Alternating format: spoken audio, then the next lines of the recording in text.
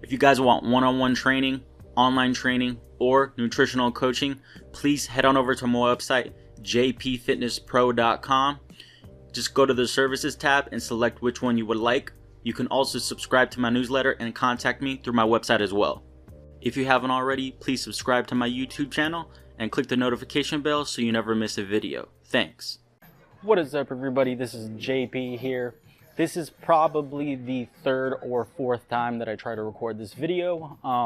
The first couple times that I tried to record it, it was just me, redoing the video because sometimes you have mistakes. But the last time where it was actually good and I tried to record it, there was technical issues when I went back and started to edit it that I couldn't kind of overcome. So again, I'm redoing this video just so you guys can get it.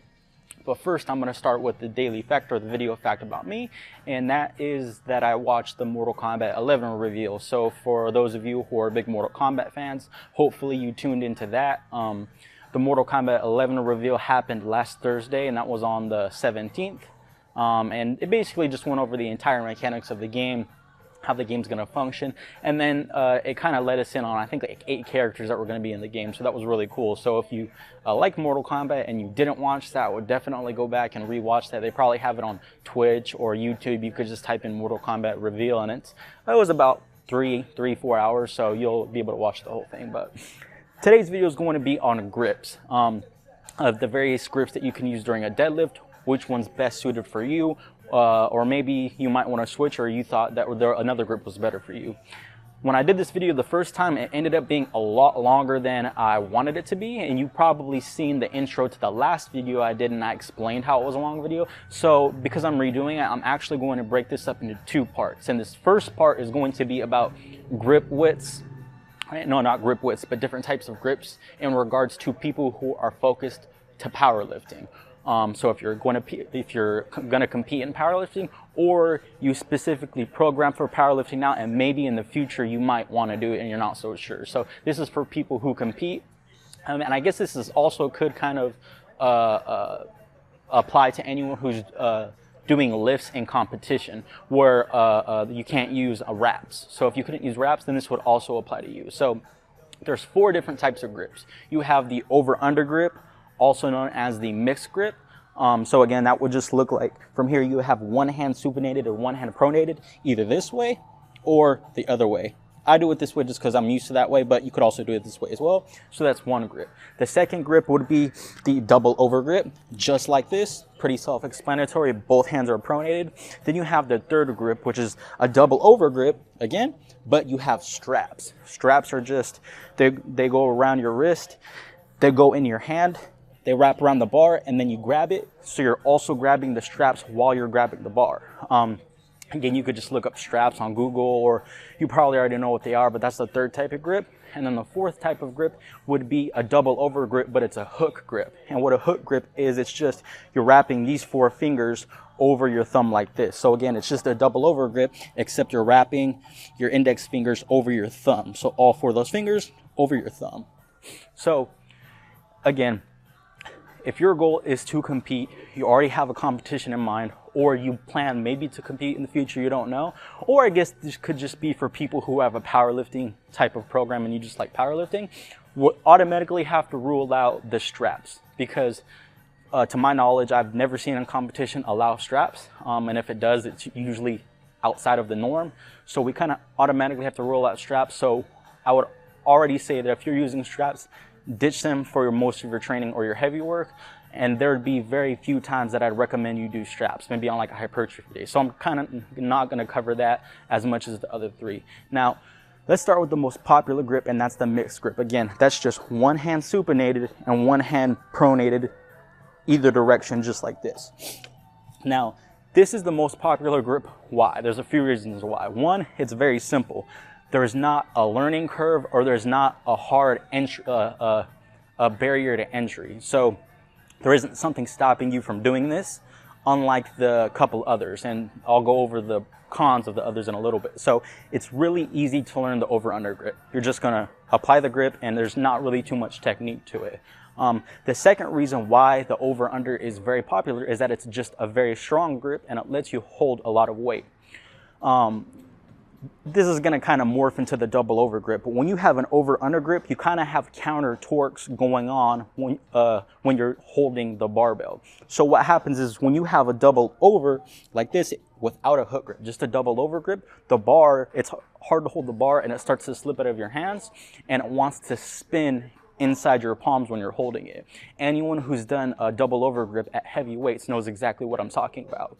But when you have an over under grip or a mixed grip, you kind of have counter torque going on. So you have one hand supinated, one hand pronated, and the bar doesn't want to roll either way because they're opposites. They're kind of canceling each other out. So, which allows you to have a much stronger grip. So again, the mixed grip is really easy to learn. There's nothing stopping you from doing it. There's not like a hard barrier that's stopping you from, getting good at it. And then it's a really strong grip. It just lets you hold a lot of weight. So those are the two reasons why it's very popular and it's just a very good grip. Now, the downsides to a mixed grip are that I'm not sure if there's actually any hard evidence for this, but it would be wrong, in my opinion, it would be wrong of me not to mention this, but the fact that you have one hand supinated, and when you have a supinated hand, it's going to, I guess in your mindset, it's going to make you want to curl the bar at some point a little bit. Anyone who has a supinated grip like this, think about it, when you curl like that.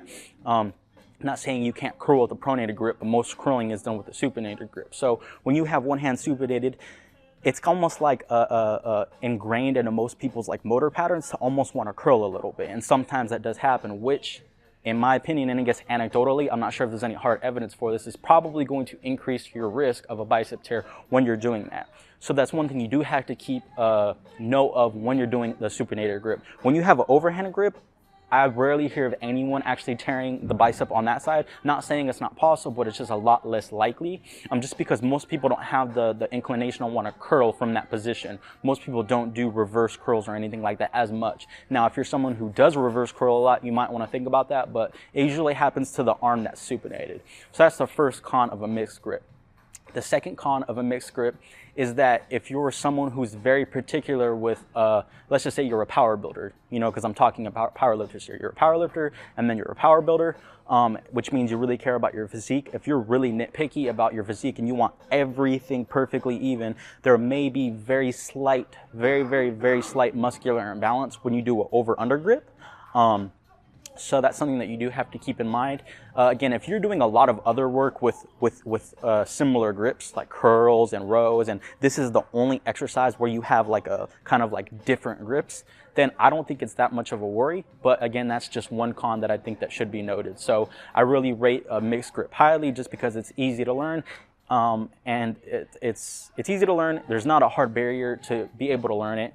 It's very strong and the cons aren't too big. Now, the double over grip, again, is just two hands over, just wrapped around the bar, pretty self-explanatory.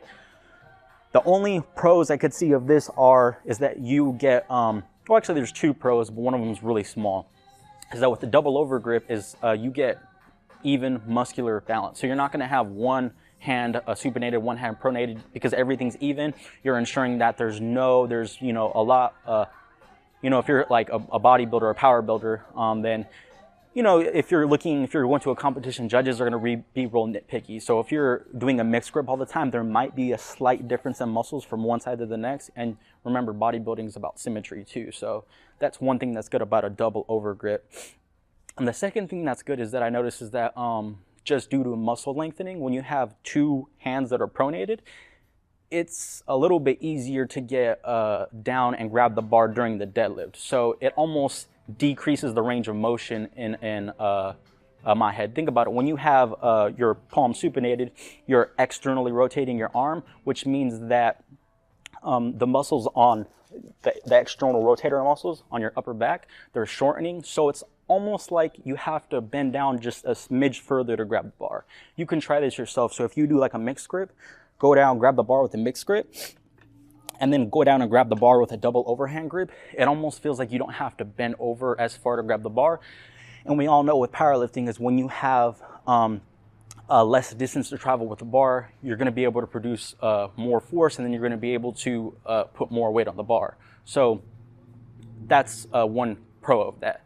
Now the cons of a double overhand grip are too large, in my opinion, to be able to do this. And the biggest con with a double overhand grip with no hooks or straps, obviously, because straps are out of the equation, and hook grip we're going to talk about in a little bit, is that when you're doing a double over, it's just simply too hard to hold the weight, to hold heavier weights.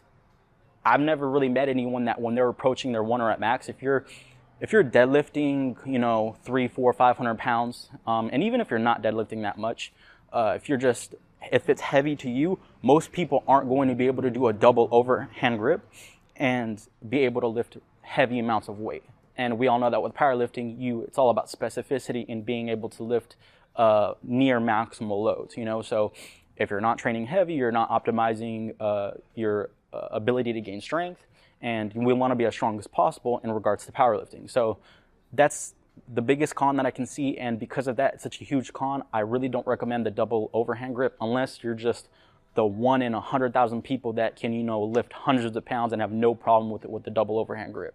I've never seen it, and it's usually what's going to limit someone if you're doing double overhand. So to me, that would be the least popular one. And then for powerlifters or you know, power bodybuilders, I just don't recommend it. Now you could do that for some of your training and then do a mixed grip for the heavy work. That would be a good alternative. But even then, like, some people are might be lifting so much sub-maximally that double overhand grip is still not practical. So the last grip would be a double overhand, but it would be a hook grip. So you're wrapping your fingers around your thumb. It's almost like you're using your thumbs in the same mechanics as you would straps, except you're not actually using straps. Your thumbs are kind of like the straps. Now, this is good for people who want that, you know, perfect symmetry in regards to muscular hypertrophy, but at the same time, which is good, you know, so if that's something that you're looking for, that's great.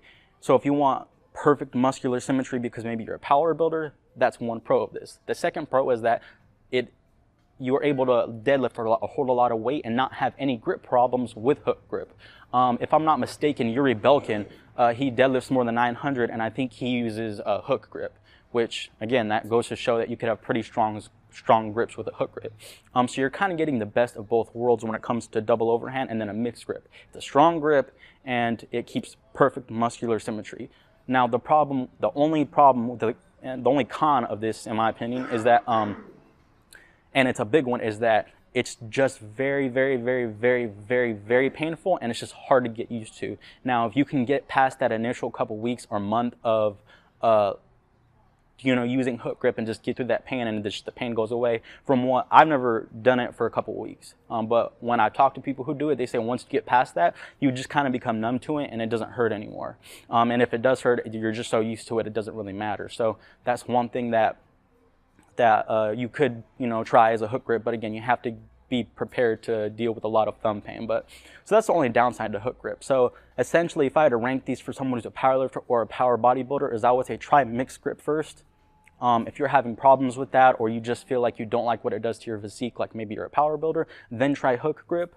And then if you don't like hook grip because it's too painful, then you could try double over. But if you have grip problems with double over and you can't hold heavy weight, then honestly, I would just default to mixed grip. That's my personal opinion, and that's the grip that I use. In part 2, I'm going to talk about grips in regards to hypertrophy training or just the general population of lifters who aren't power lifters or power bodybuilders. So I'll see you guys in the next video. Peace.